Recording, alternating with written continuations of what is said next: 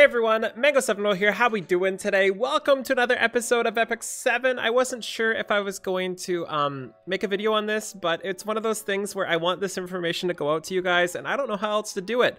I was going to post it on Twitter, but why not put it here? So this is just a quick little article. It was an interview of some sort. It is fully translated by the wonderful Google with awesome translating words here. Some of these are great. So this just talks about Epic 7, their experiences, their challenges so far. It's also said that they just had a monster of a year with Lost Ark and with Epic 7. So top 3 in sales has become the representative work of Smilegate Megaport, which is awesome. So there are so many cool things to see here. Like, we obviously know that Soccer Spirits developer is there, and same with Shining Roar. I'm not sure what that is.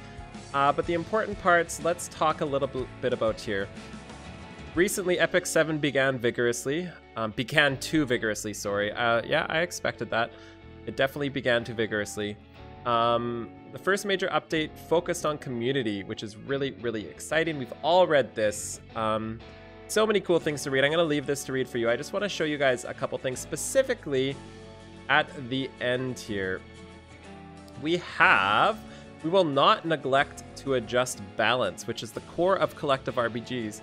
Super Creative explained that the overall direction of the content's reorganization is aiming at cultivating pleasant character, equipment farming, and growth, and adding various factors that can make the growth fun to various heroes. So I really like that. I really like that they are focusing on adjustments and balance, because that is so key to keep these games fresh.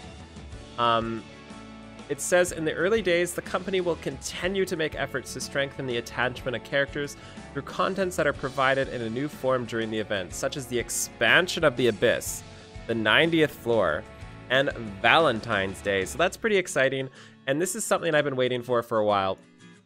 The next major update is expected to be the second episode, new continent, and the new character. Unlike the new story, will unfold in the first half to launch the Quenching Aim. Couldn't have said it better myself. So this is cool. I'm glad we got a little interview from this, and I hope we get a fully translated version of this soon. I just wasn't sure how else to do this. But overall, this is pretty good words. They're pretty much saying everything I want them to say. It's just a matter of them acting on it. One thing too, a lot of people are stressing that we're not really getting any 4-star heroes anymore, and I think they have a ton. I would bet they have like 50 plus 4-star heroes right now available and done and completed, but I think they belong to their specific categories and specific places in the world.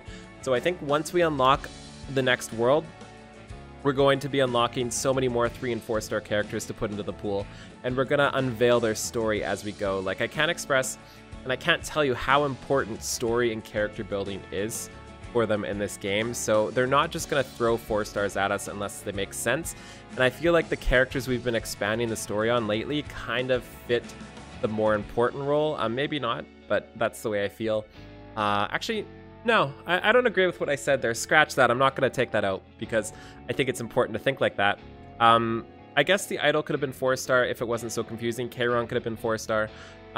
When I compare their usefulness and their importance in their story to somebody like Corinne is really up there, and she's a 4-star, so that's not a valid point, I don't think. But I can say I definitely expect to get a ton of new units coming in once we get this new continent. I don't see a date in here, but we do see the next major update. And it says expansion of the Abyss like it's coming soon, so I think we might get 90th floor-ish sometime soonish before the next major update is my guess. And we're obviously getting Valentine's Day, and I think Valentine's Day is actually going to be a big deal. I think they dropped the ball on New Year's, and I think it's because they were planning for Valentine's Day. I don't have an excuse for them for that. I like the story for New Year's, but it wasn't what I expected. It wasn't what I wanted, but I am happy about it. Anyways, I'm going to stop talking. I'll link this article in the description below for you here, and you can read it for yourself. There's a lot of stuff in here, kind of cool notes about how they develop things, who's running it, and also for the people who say that I should stop mentioning Summoner's War, I'm going to scroll up here to show you this. Communists Summoner's Worst, LOL. I didn't even notice that, but that's supposed to say Summoner's War, not Summoner's Worst. That is so funny.